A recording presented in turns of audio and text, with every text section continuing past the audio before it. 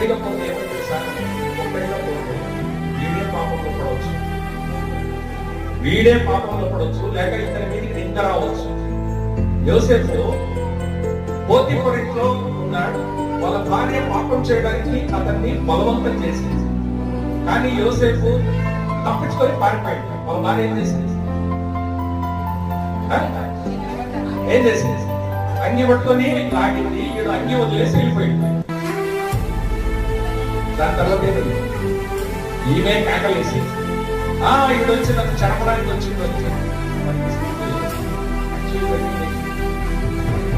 Actually జరిగింది పాపం ఇతనికి ఏ పాపం తెలియదు, ఏ తప్పు తెలియదు. నేనేం చేయలేదు అంటే సాక్ష్యం లేదు. అది ఇవ్వకూడదు. ఒక సాక్ష్యం ఉంటాను కదా. హల్లెలూయా.